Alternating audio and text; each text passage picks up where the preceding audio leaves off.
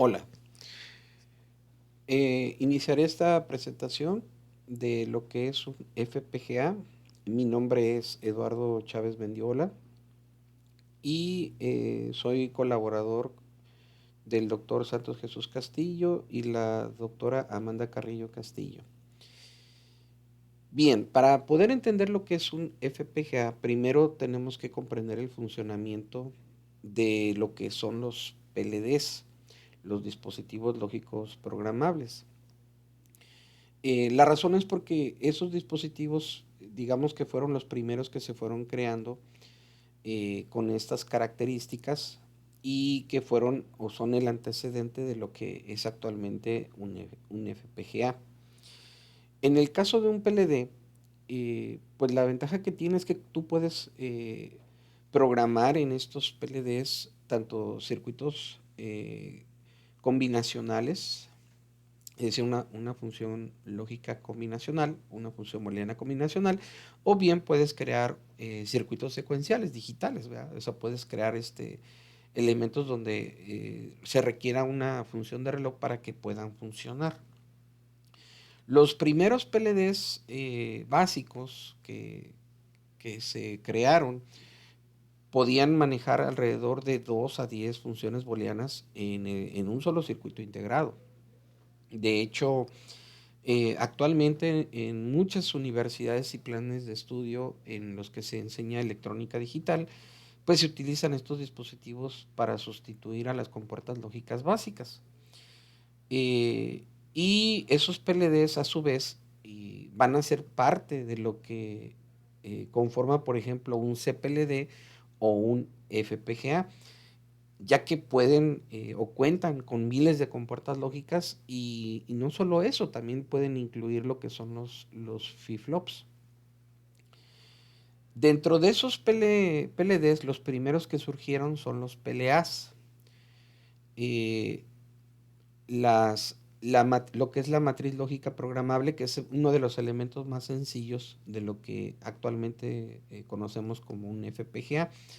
Estos PLAs tenían la característica que contaban con, o cuentan, mejor dicho, porque todavía hay fabricantes que manejan estos dispositivos, cuentan con dos matrices, una matriz AND y una matriz OR.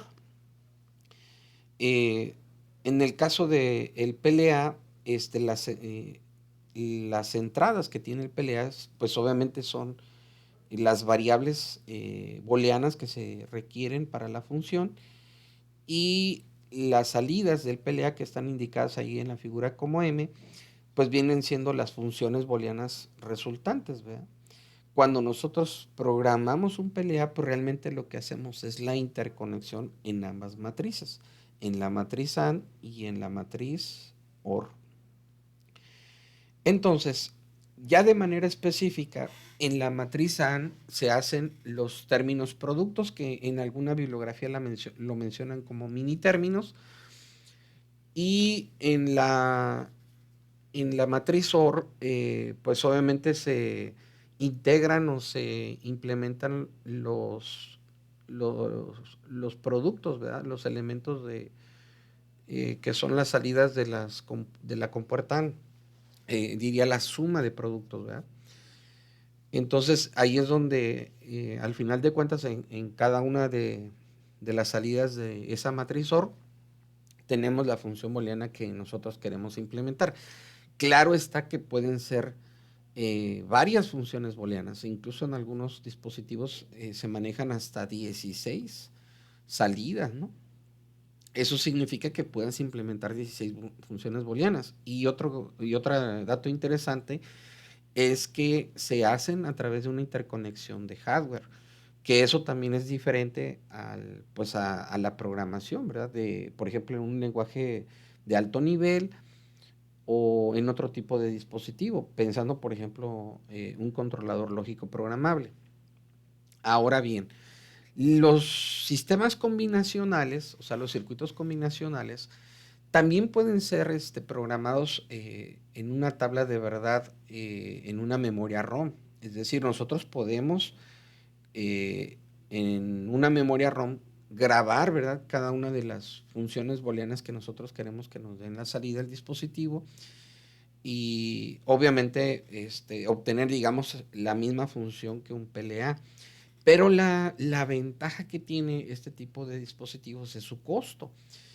Si nosotros comparamos el costo de fabricación de un PLA con una memoria ROM, pues es mucho más barato el usar un PLA que obviamente una memoria ROM.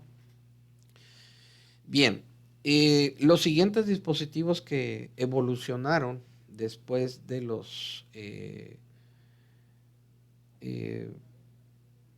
PLAs, pues son en este caso los FPLAs. ¿Verdad? Estos dispositivos tienen diferentes presentaciones. De hecho, hay algunos que ya vienen de fábrica, ¿verdad? Con una máscara y son reprogramables. Es decir, que desde el momento que tú los fabricas, ya tienes la interconexión de las matrices ANI-OR y ya los vas implementando de manera directa.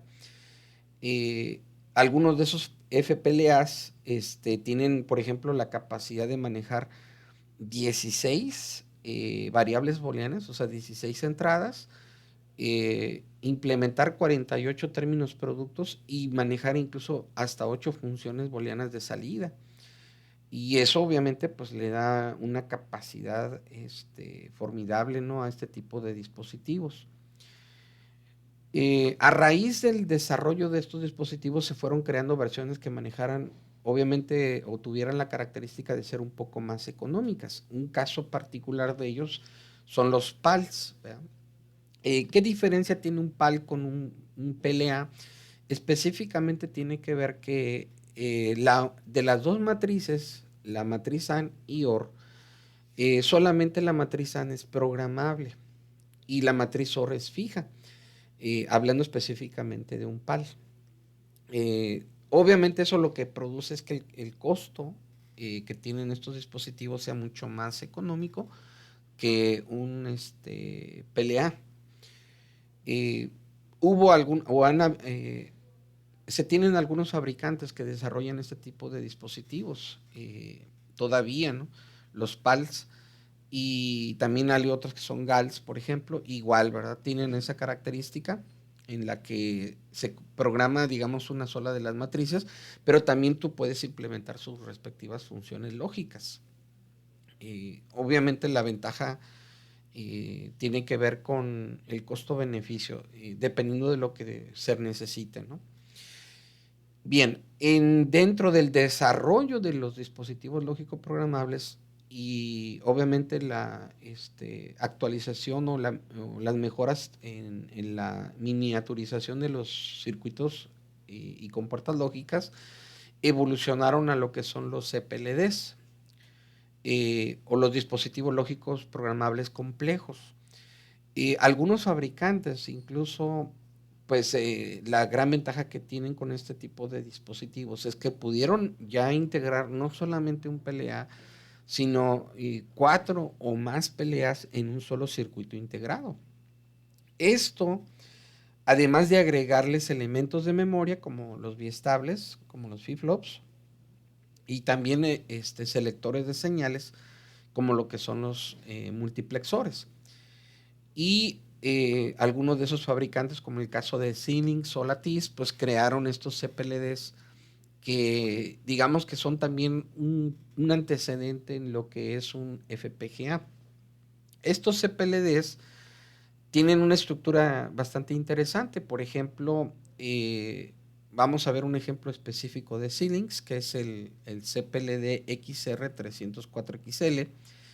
Y este CPLD, por ejemplo, maneja algo que se le conoce como bloque de funciones.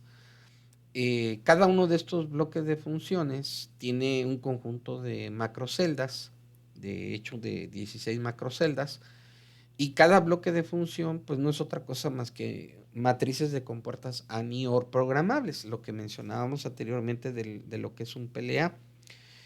Además de eso, pues lo que comentábamos de los biestables que permiten almacenar bits o datos, y los selectores de señal que encaminan las señales desde el bloque de función, ya sea hacia otro bloque de función o hacia los bloques de entradas y salidas.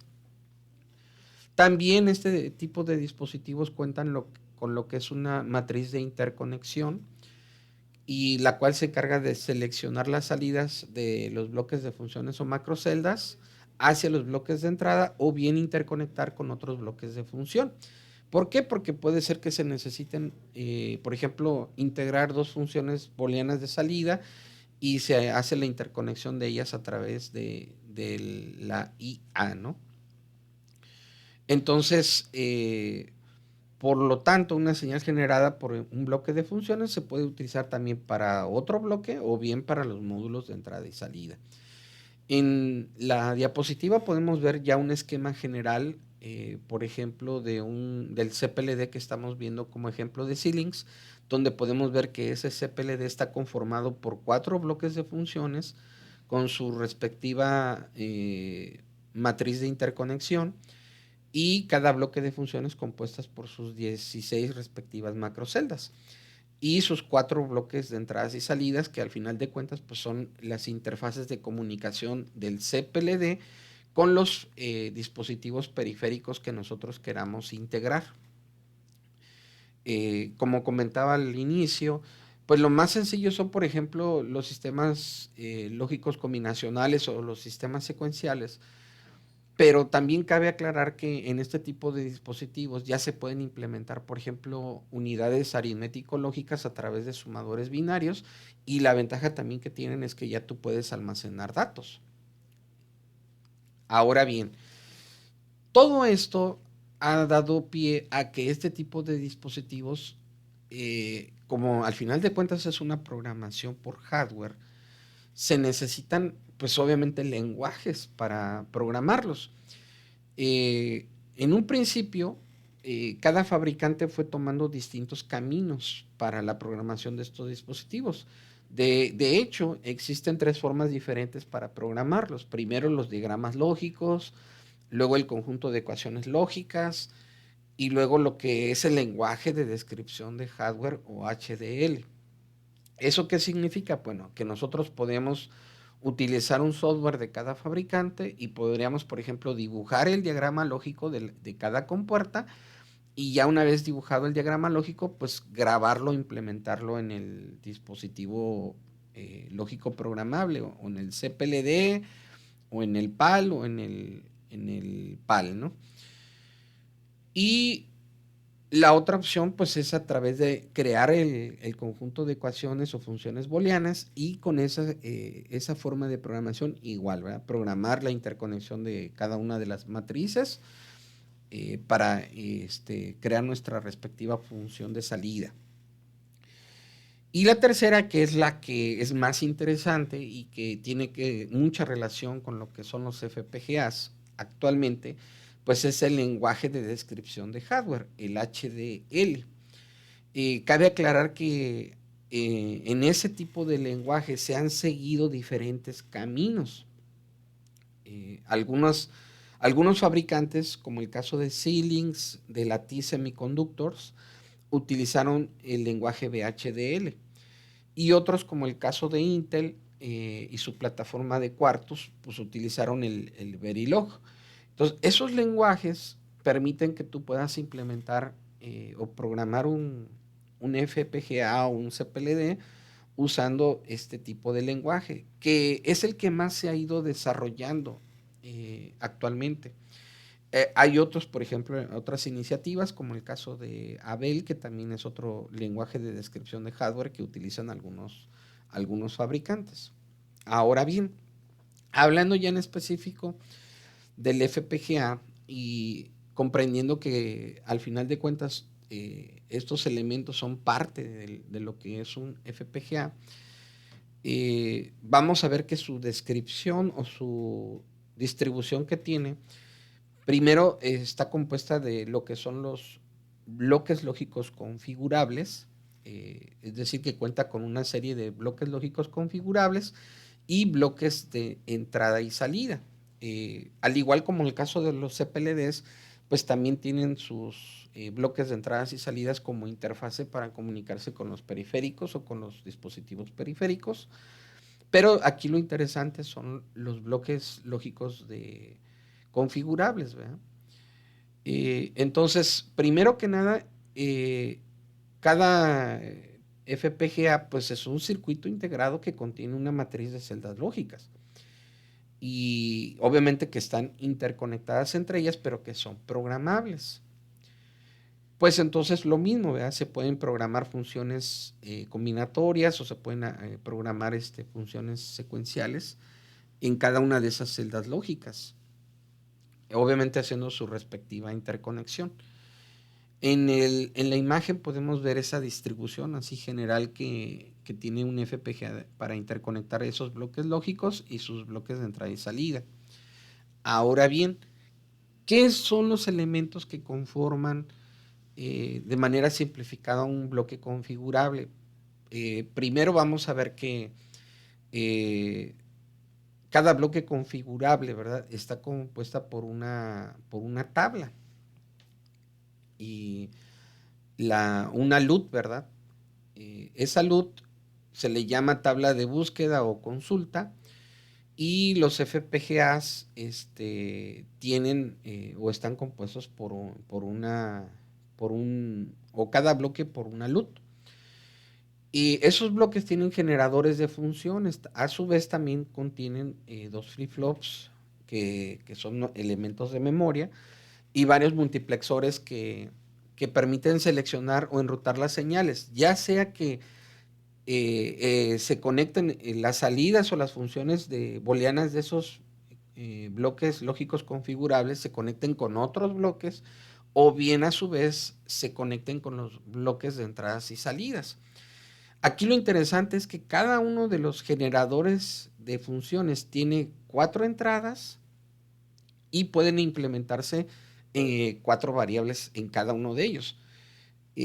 Por ejemplo, pueden haber 4, o sea, cada bloque trae dos tablas de búsqueda, pero cada una de esas tablas de búsqueda, con sus 4 entradas G y F, pues a su vez tiene 4 variables, ¿verdad? Entonces significa que puedes manejar en una tabla de búsqueda pues 16 variables y enrutarlas pues a través de sus respectivos multiplexores. Y esos bloques lógicos configurables pues son los que finalmente se programan. Entonces, cada tabla de búsqueda tiene su generador de funciones que se implementa a través de la tabla. Cabe aclarar que la tabla que tiene cada uno de esos generadores de funciones es como una memoria ROM. Significa que tiene 16 bits, ¿verdad? Como palabra para que tú almacenes en cada uno de ellos un dato. Y obviamente esa tabla que es una memoria ROM se puede configurar o se programa, ¿no? Desde el momento que tú haces la programación del FPGA.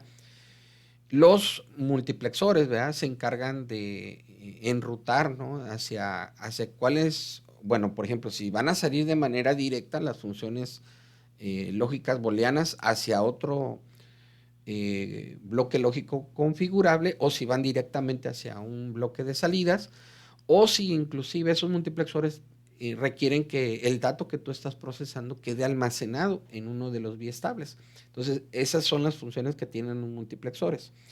Las funciones de salida, enviarlas hacia otro bloque configurable o bien enviarla hacia un biestable para que queden almacenadas. Entonces, podemos ver ahí en el esquema que cada uno de los multiplexores, hay 2 multiplexores para cada tabla de búsqueda y uno de esos multiplexores puede mandar de manera directa la salida hacia otro bloque, que es la salida Y. Y si quieres que ese dato quede almacenado, pues se mandaría hacia un biestable y esa salida del biestable sería YQ. También podemos ver que en la parte de abajo tenemos otras 2 terminales de salidas que son X y XQ. La X pues sería una salida directa de una función booleana y XQ pues es en el caso de una salida de un dato que se quiere almacenar. Entonces las entradas de selección a estos multiplexores se programan cuando se configura el FPGA. En el caso del ejemplo podemos ver que la salida X puede proceder ya sea de un generador de funciones o de la salida Y del generador de funciones X. Un ejemplo, podemos ver ahí en la figura, estamos viendo una función f, la cual, si observamos, está compuesta de 8 mini términos. Y esa función, pues al final de cuentas, cada una de esos mini términos está grabada en la LUT, ¿verdad? O sea, tenemos nuestra tabla de búsqueda y en esa tabla, que es una pequeña memoria ROM, están almacenadas pues, las combinaciones de los mini términos, y como podemos ver a la salida de la LUT, tenemos la función ya implementada, que es la suma de los 8 mini términos. La ventaja que tenemos, pues, es que por cada bloque configurable tenemos una función, ¿verdad? Tenemos 2 funciones y cada una de ellas a su vez puede estar compuesta de 4 variables. Entonces, eso le da una gran ventaja a los FPGAs, además de que puedes estar almacenando la salida y multiplexar las señales cuando quieres que esa información de esas funciones vaya a otro bloque lógico configurable, o bien a un módulo de entradas y salidas hacia sus periféricos. Entonces, estos dispositivos hoy en día son de los dispositivos que tienen una mayor integración de compuertas lógicas y permiten implementar eh, la, digamos, en su totalidad, cualquier sistema binario que sea necesario para crear un sistema embebido. Al final de cuentas puedes programar